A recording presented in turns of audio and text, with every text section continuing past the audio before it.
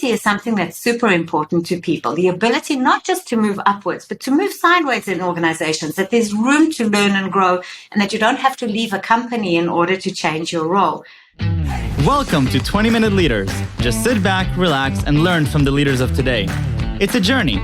Each one is different, unique, inspiring. Let's get started. This episode is powered by J Ventures, a community-driven VC fund in Silicon Valley, in partnership with Lomitech, and sponsored by Homeward Ventures, Hippo Insurance, Upwest, Hillel at Stanford, Leap, and Birthright Excel, and in media partnership with CTech. Welcome to 20-Minute Leaders. Today we're going to meet Tracy Werner, Head of Communications and Employer Brand at Cognyte. Tracy is a passionate communications leader obsessed with getting the right message to the right people at the right time. Every touchpoint in her career has entailed storytelling and raised the bar of communications in corporate settings. In her current role, she leads the team responsible for communication, internal and PR, employer brand, social media, and video. Tracy grew up in South Africa and now lives in Israel with her husband and 3 kids. Tracy Werner, welcome to 20-Minute Leaders. Thank you so much for joining me from the Cognyte offices, right? Yes, in Herzliya. Thank you, Michael. How are you? Wonderful. I'm doing great. Thank you very, very much. You mentioned that usually you're the one sitting in my seat, and so we shared how, so this is a different situation, but I'm excited to have this conversation with you about this idea of communication, but in the world of communication, employer branding, and what that even means. I think that, it's a growing term that we're seeing more and more today. Certainly not one that we saw a few years ago very frequently, but we understand now the importance of it. With Cognyte, you have the privilege of owning the employer branding strategy for quite a few employees. You'll share some of the numbers with me shortly, but I'm excited to pick your brain on both the importance of it, but then more tangibly, how does it work? Besides just the posters and the billboards and the quotes, how do you actually create an atmosphere where people feel acknowledged and feel they're a part of something meaningful? And so, Tracy, we have a lot to talk about. Tell me a little bit about you and how you ended up finding yourself in the world of employer branding, all the way from almost being a Hollywood actress. So that was certainly the dream once upon a time. I'll be perfectly honest, employer branding is fairly new to me. My comfort zone has always been in communications in all sorts of forms. I've been in communication roles for 20 years, and a year ago I joined Cognyte as it was setting itself up for a spin-off from Verint. Mm-hmm. And we were doing a rebrand. We were establishing ourselves with a new name in the market. We provide security analytics software, and we needed to position ourselves properly. And we needed to make sure that as a company, our employer brand would remain strong, coming with a legacy of 25 years, but a new name. So you're trying to recruit employees, you're trying to get them to know what the company is, and they've never heard the name before. So we have a lot to do. I'm responsible for internal communication, for PR, which is the external communication, social media, and employer branding. But they're really a family. They all work so beautifully together. And all of them sit within the domain of marketing at Cognyte, which I think works really well. Perhaps I'll begin with what employer branding is. And I think because I'm new to the role, to the industry, I'll first of all say that I'm very lucky in Cognyte because I've got an amazing team. So I'm learning a lot from the people who work for me. I've got a fantastic employer brand manager, and I've got a manager who comes, our CMO, understands this world and saw the importance of it very, very early on. So we've been investing in employer brand for a long time, but it's fairly new. And in the last year or two, it has simply blown up globally. It's become the profession. It's become one of the most important things any company has. So what is it? Yes. If you think of regular branding in marketing, if you're selling a product, it's how people perceive the value that your product brings. Employer branding is just the same. It's about how potential employees and existing employees look at the company, how they feel when they hear the name, what they think the company does, and the value they think the company would bring if they were going to join the company, or if they're going to talk about the company to other people. So it's how people see and perceive your company. It's the brand your company has externally, and it's how people talk about it inside and outside the company. So that's what employer brand is. Why has it become so much more important today? With COVID, a lot of people stayed very static at the beginning. They didn't want to move. People were moving to home. And then things started getting back on track. They got used to it. It was easier to interview. They started becoming interested in other companies. I think in a lot of respects, people felt like one thing they could change in this huge mess the world had become was where they worked. And the job market went ballistic. Quite amazing to see. People started moving from all sorts of companies, big, small, startups, settled, corporate, not corporate. People started to move, and the employer brand became critical, not just to retain employees, not just to say, guys, there's a lot of great stuff happening in the company you can move to, but also externally to say, if you're going to move, come to us. So that's where the impact of employer brand has really taken foot today. Right. Now, when we talk about, employer branding in a more tangible way, and obviously we want employees to be attracted to the brand of the company and to feel welcomed. And this is both, internally to existing employees, but also to attract new employees. But how does it actually work? How do you actually manage a strategy for employer branding? Is it mainly in gifts that you give employees and the writing on the wall? Or are there different, ways of thinking through creating this employer branding? Right. So it's a great question because a lot of people think employer branding is big parties and billboards. Mm-hmm. And it's so much more than that. Of course, the employee experience is critical, but it's so much more. A lot of them think it's this kind of thing, the swag, stuff we all get. Someone asked me in Israel a while ago what swag stood for. So it's stuff we all get. But it's so much more than that. It's deeply strategic. First of all, it has to align with the business goals. It has to align with whether you want to grow. You work very closely with the teams in the people teams, the HR teams for recruiting purposes. So it's much more than just stuff that, you see on social media where people are having fun. I think for me, the most important thing in the strategy is that the employees need to relate to it. They need to feel like they own it. It needs to be authentic. Interesting. For example, companies who have employer branding strategies develop something called an EVP, which is an employer value proposition. And this is the DNA of the company that you try to communicate to the external world. The way that they did it over here, and I say they because I wasn't part of the amazing team that did the work, but a process was run in Cognyte several years ago, before we became Cognyte, to develop the EVP. We brought in consultants. We had roundtables with employees. We deep dived into what makes employees excited about working here. What differentiates this company from other companies? You need to understand that we're competing with companies like Google and Facebook, the really big giants. We're also competing with niche players, but we do something that's sought after, and we need to compete with a range. And we looked at what are the things that differentiate us and differentiate the employee experience for people who are looking at joining us. So following that process and hearing the employees' voices, we came up with three main elements that really identify us as a company. It's the people. It's the fact that there's the ability to move and grow and learn and change roles within the company. So there's that. It's as a company, it's what our purpose is. The fact that we work together to make the world a safer place. Critical today, and to have a real purpose. People want to work for a place that's doing good. And the technology, the challenges people are dealing with, they're dealing with some of the most complex challenges in the world. And the company addresses that need. We've got some really brilliant people over here, right? So when we sat in those meetings, even when I joined and I wanted to understand more what drives them, I said to them, what are the languages I should be talking about on social media? And they said to me, never mind the language. We're smart enough to work out what language is needed and how to learn it. Give us the challenges. Tell us what needs to be solved. We'll find the solution. Right. So that was really interesting to me. And when we looked at those three things, at the people, at the purpose, at the technology, and brought them all together, we realized that the theme of curious appears in all of them.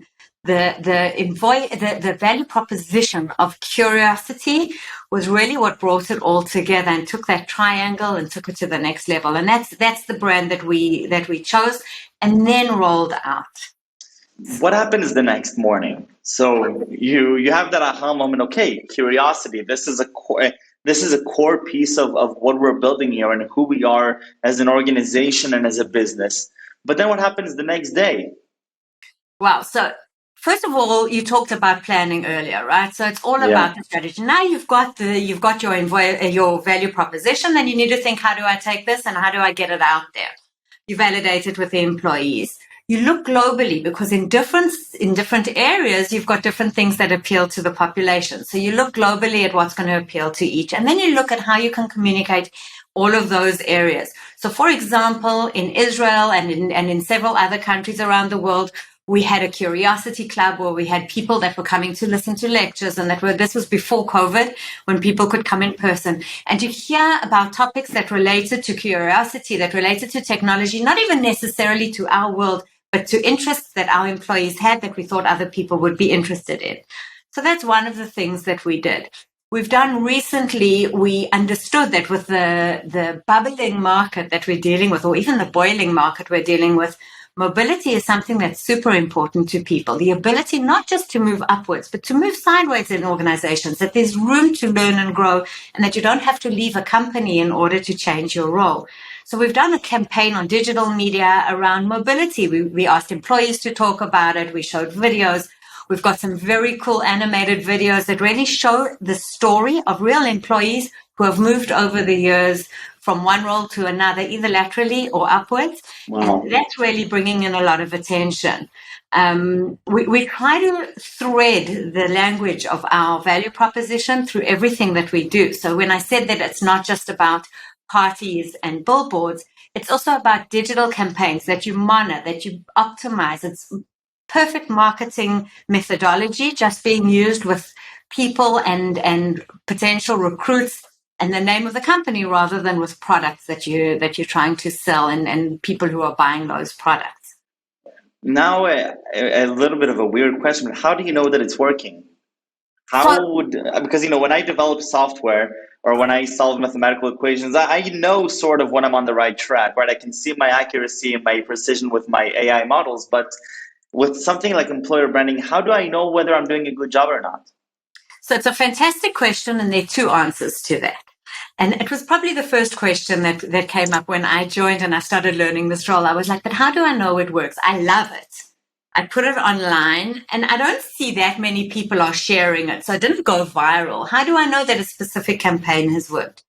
There are scientific ways that you go in and you analyze the results. So if you have a campaign, we measure it like we would any other marketing campaign. It goes through a funnel where you expose people to it, and then you see who clicked on it and went through to the website. And you can actually see from many, many hundreds of people who are exposed to campaigns that are targeted for specific audiences in specific countries, how many in the end send their CVs. But it's a very challenging thing. I can tell you, for example, we have offices in Europe. We've seen in Romania and in Bulgaria, it takes around 14 touch points before somebody will submit a CV. Wow. It's unbelievable, which means that they need to have seen the website. You need to have reached to them on social media. You need to know where they're surfing so that you've got your PR out there in the right places and you've got your campaigns out in the right places. When you call them, you need to know what kind of interactions they've already had. So you really have to be on the ball, just like you would be with any other marketing campaign. We had a campaign earlier this year when we did the spin-off. It was quite amazing. So for the spin-off, this was where everything that I do comes together. The internal communications, getting employees on board, getting the name out there. We shared with 2,000 employees what the new name was 3 months before we launched the new name externally. And there's a joke that if you want to tell a secret between two people, one of them needs to be dead. Yeah. Yeah, you had 2,000 people who kept a secret because they were in it. It was theirs. They felt the sense of belonging and ownership. Unbelievable. So that's really what we do. So with the spin-off, right, we had this amazing internal communication campaign. And then we did all sorts of things. We sent all the swag to employees' homes because we were still at home with COVID. We did a beautiful event around the spin-off when we went on to NASDAQ from our management's homes. And at the end of it all, we saw that employees created a viral campaign all by themselves. They were posting pictures of the stuff they got. We had pictures of their pets all over social media. They were sometimes tagging us, sometimes not tagging us. It was unbelievable to see what happened from employees. And you can also see that affected the campaign. So we had a campaign around the rebrand, around the new name, who we are, to get our brand awareness there with potential employees. And when you look at the numbers afterwards, we realized that we got hundreds of CVs, even though we weren't even trying to recruit at the time, specifically with this campaign. Hundreds of CVs came in as a result of one or more of the touch points that we worked on. So it's numbers, but I said there are two things. The numbers is one. The other, it's like any other marketing activity, gut instinct. Is this going to work? Are people talking about it? How excited are employees getting about this? Are they sharing it? Perhaps I can give you one more example of something that was amazing.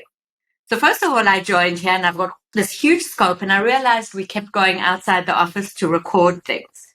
And I said, let's build a studio in the offices. So we built a little studio on the first floor. Did I mention already that our CMO has vision, right? I just said, we need this, so we did it. And in the studio, we have all sorts of things. We have a specific role at the moment that we're looking for in the company. Maybe by the time this is broadcast, it will have been full. But we're looking for a global head of recruiting. And the person hiring for it is amazing. She's dynamic. She's fun. She's really great. And we're having a hard time to fill the role. So we took her into the studio, took 20 minutes and recorded her, and realized that actually the bloopers from the recording were even more interesting than the recording itself. Wow. So we posted a video where she kind of pulls a little fun at herself. She laughs at herself a bit. She speaks about some of the terms we use in job postings that are overused. And if I tell you, this thing has gone wild. People love it. And it wasn't a big investment. We did it in-house. Our video manager did it. Sometimes you just don't know, but sometimes your gut instinct tells you this is the way to go, and you need to go with it, whether the numbers point that way or not. I just love it. I love it. And I wish that I could spend more time, just diving into this world myself, because I think that it's just such a fascinating idea. How do you get people on board? And, today we're talking about, salaries and equity and all that stuff. But at the end, people want to feel welcomed and they want to feel part of something great. It's going to take me some time to reflect back on this idea of keeping a secret amongst 2,000 people for 3 months. And it's not a small secret. It's a pretty big deal. And I'm sure that everybody understood that.